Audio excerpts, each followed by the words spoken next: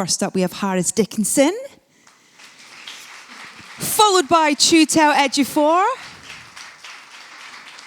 the wonderful Elle Fanning, ladies and gentlemen, Maleficent herself, Angelina Jolie, ladies and gentlemen, the brilliant Sam Riley, and also Ed Skrein. Hey, Ed. Thank you, ladies and gents, for being here. I'm going to kick things off, if that's all right, and I'm going to head down the line, if that's okay. Harris, I want to start with you. We've had so many princes in our lifetime of storytelling.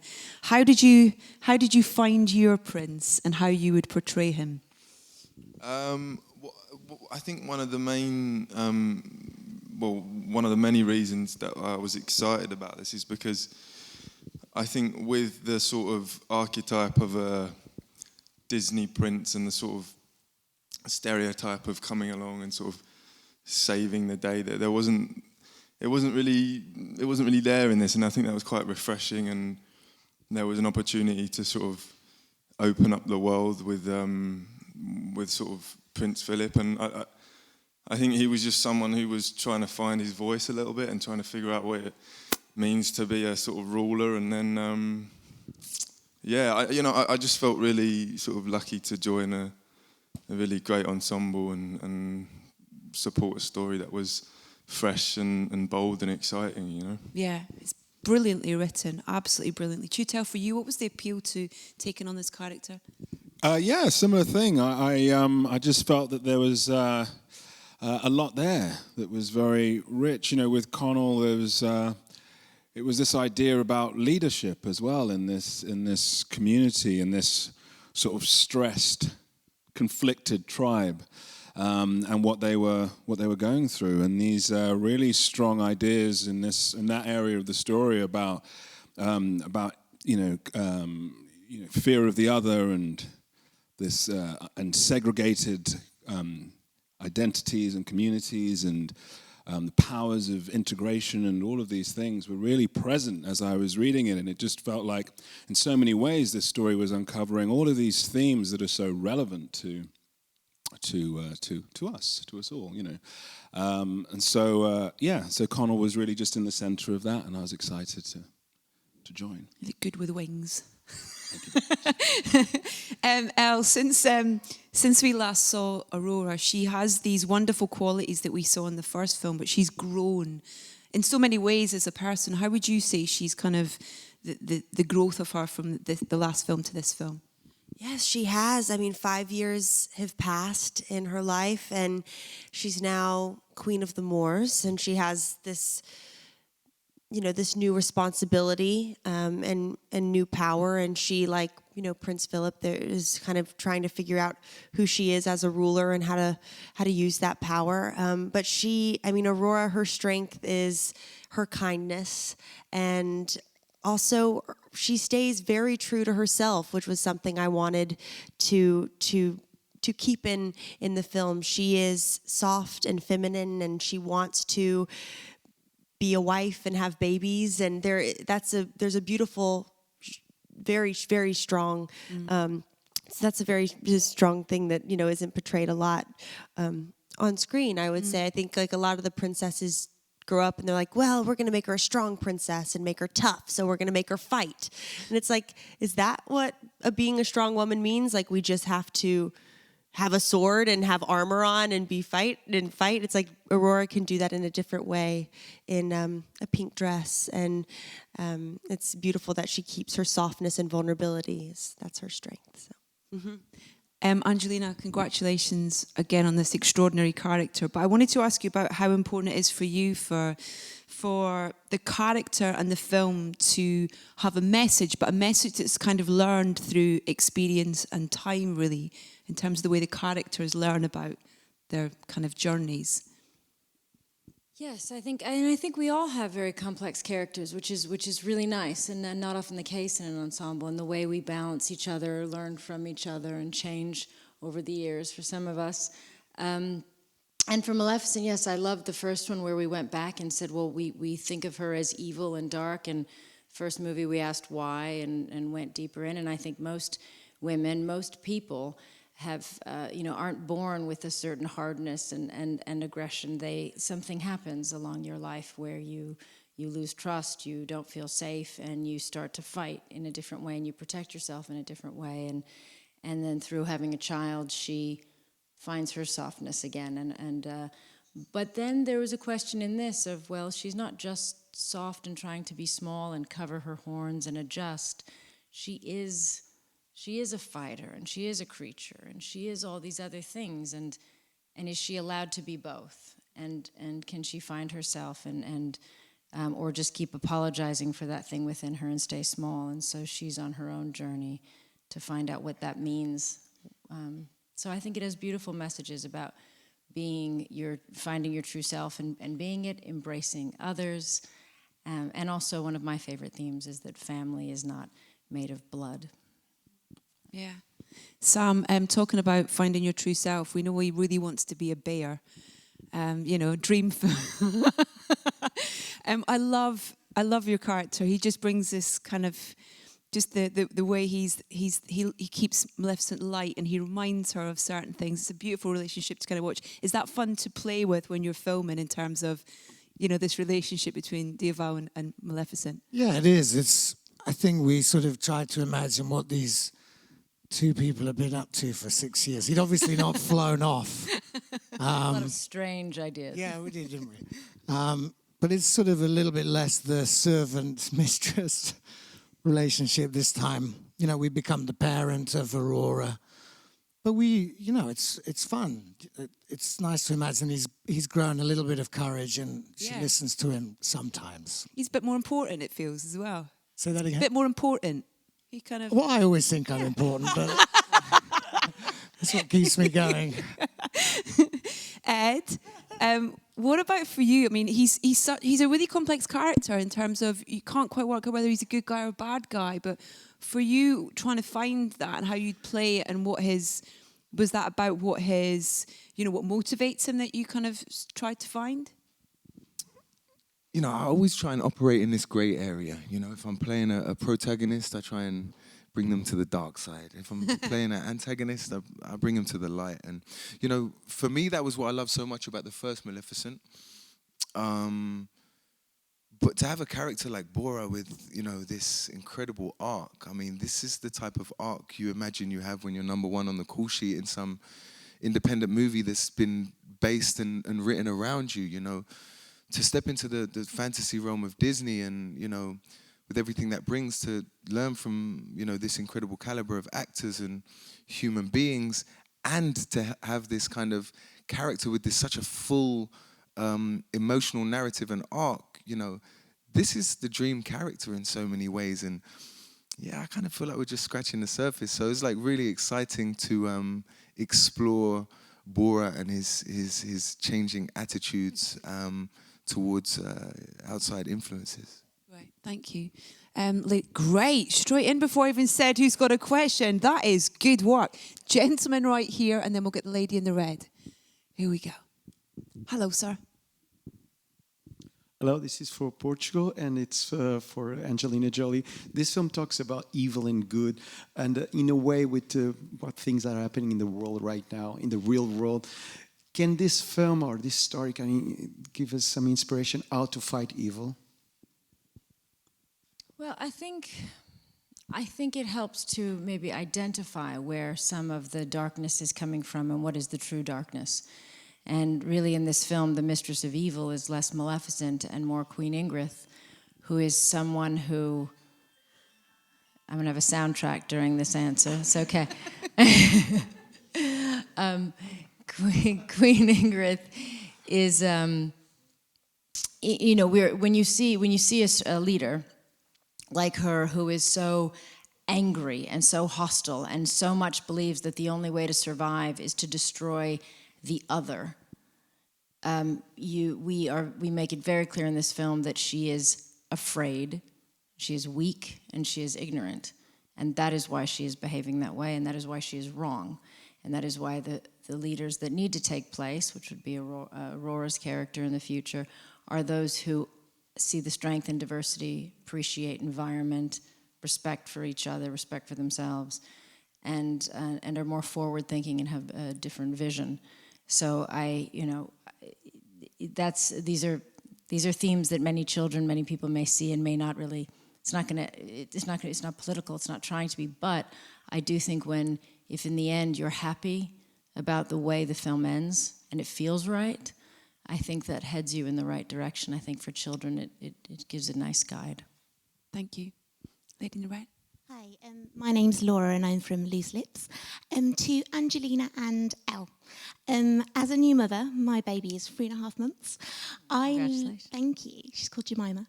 I love how, sorry, stupid new mum. I love how Disney is constantly reinventing itself and creating role models for young girls. How do you think Maleficent tackles this? Being role models in the film. Well, I think it's a few things. I think it's not just girls in the film, because we have strong women. We also have the character that is wrong in the film and has to be taken out is also a woman. But we show very diverse types of women between our characters. But also we have extraordinary men in the film, and I really want to press that point, because I think that so often, when a story is told to say this is a strong woman, she has to beat the man, or she has to be like the man, or she has to somehow not need the man, and we both very much need and love and learn from the men, and so I think that that's also an important message for young girls, to find their own power, but to respect and learn from the men around them. Thank you. Gentleman at the end there. Hi, I'm with the Norwegian paper VG, and my question is also for Miss Jolie. What was it like working with Joachim Rønning, and why did you want to work with him in the first place? Had you seen Kon-Tiki, for instance? Well, Disney was very excited about Joachim. And I think it was it's always interesting to work with different directors and have a new take on a film, since our first director made a beautiful film, and then to see new, fresh eyes. Does anybody else have thoughts on Joachim? Or? I admire it. I mean, it's not an easy task to sort of, take something on this scale with, and manage it all. And I think you did a great job. I love Kon-Tiki. I think it's a great film. Thank you. Yeah. More questions from our audience, please? Gentleman in the front here, please. Thank you.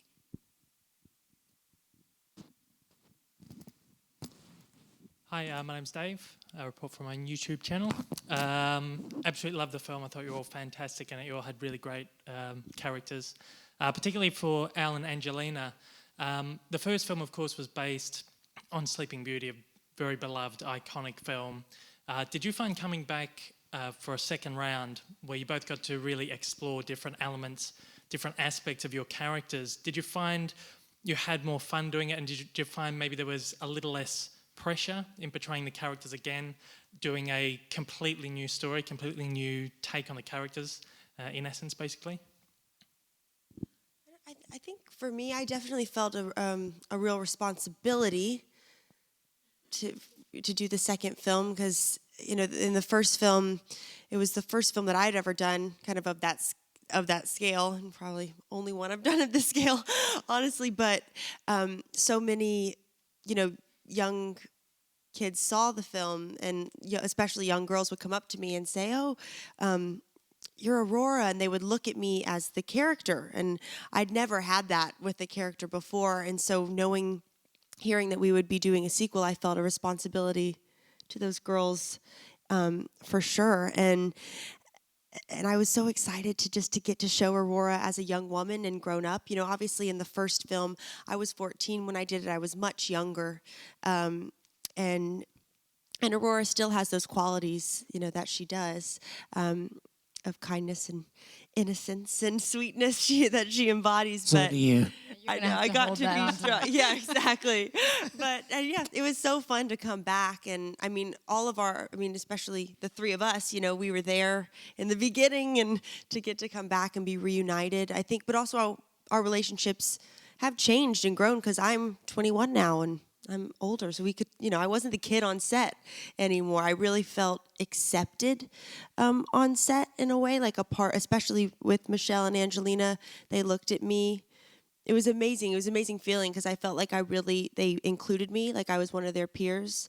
And that was a really special feeling to feel that way, Really nice. Great, thank you. Lady in the front, please, if we can get a microphone here. Thanks. Any on this side? Hi, first of all, I wanted to say that I think you're all great. And my question is for Angelina. She is my favorite actress. I mean, one of them. And also I do love Elle Fanning as well, and all of you. Just wanted to make that clear. Keep going. But, yeah. But you've achieved so much in your life. And do you have any goals left for your future? I'm just wondering. It's like the pressure. That wow, yeah. It's kind of like... I have a lot. I do. I feel. I love being an artist. I'm not sure that's the. Of course. But there are many other things. I'd like the other aspects of my work to take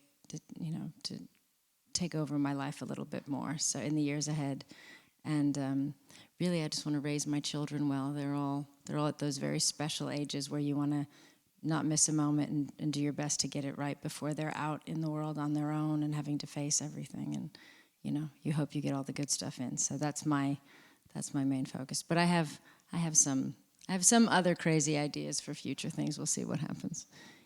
Please run for president. I think we'd all like that, please. Can I ask a question? Because the film looks beautiful and so much about it, even those little creatures that are the leaves on the trees that all kind of flutter off and all that kind of thing. It's just such tiny detail thing. It's so beautiful. The reality of when you're filming, though, where are you and what have you seen or experienced of the world that you're in whilst you're filming it? All of you. Chiwetel. Yeah, I mean, I just think that the design of the film is so extraordinary, and I these vast sound stages that we were on, and every inch of them designed to completion, and then wrapped around in blue and green screen, and so I was very keen to sort of look and see what everything was going to look like and what everything was going to feel like, and looking at these images and getting some idea, but. Nothing. I wasn't really prepared for the actual visual language of the film, and the scale of it and the ambition of it is really remarkable, and it was just sort of staggering to look at and to finally sort of see all fully rendered. An amazing achievement, I think. Yeah, even the colours, and when we arrive in your world, you kind of feel colder in the cinema. Do you know what I mean? While you're watching it, because it's so beautifully kind of just takes you into that as well. It's incredible. Sorry, I'm just asking questions. Anyone an honest lady there on the end, please? Hi, Katie from CBS. I want to say I really love the way the film builds out that original story in a really multi-dimensional way. I think it's fantastic, and I agree. All of your characters are really multi-dimensional. I was just wondering. The film has quite a happy ending, which is a Disney signature. But do you think that there is anywhere for this story to go in the future, even if it's just for your individual characters, how you imagine they would continue on? That's for all of you. It's 3 very wry smiles going across those. Looks like he's had some very unusual conversations. Some very Disney, some not so Disney. Yeah. Where would you like it to go? Somehow we have to get Chiwetel back. It's a magic. You can come back. That's easy. I think we have had lots of ideas. Well, we'd like to be grandparents. Yeah. No pressure, guys. You're saying I might be with the Dark Fae by then? If anything happened to, there was. Oh, okay. Wow. Sorry you had to hear that now, so early on. Because we spoke about different things during the film, so... It's like Jerry Springer. Like Ed's not even speaking about that. He's not even going to keep you quiet. I think there's lots of... one of the things that's interesting is, without realizing it, we've hit the chapters of the growth of a woman, right? We've hit her from her birth and her christening to her being a little girl, being a teenage girl, to now being a wife. And so, in a way, the chapters are following a few things, but one of them is how a woman grows and evolves. And so soon, it does make sense that now there's this chapter for Aurora as wife, mother, queen, and what is that? And then, what? And now we've met and the Dark Fae are in, so what is the future for the Dark Fae, and do they return? And personally, I like the idea of getting out of England in the story, like basing England, but going into the world, because we have such a diverse, the Dark Fae represent the world. And so I would love to see them in the world and across the world. God knows what they're doing. I don't know what they're doing. Location. Location. Any more questions from our audience, please? I have one for you, please, Angelina, because the way that you so kind of beautifully and delicately land. I mean, the way that just the presence and that kind of, does it take a lot of practice with the kind of the rope work? I don't even know if that's what it's called, but yeah, they don't all look that pretty. Elegantly, you kind of they pick the nice ones.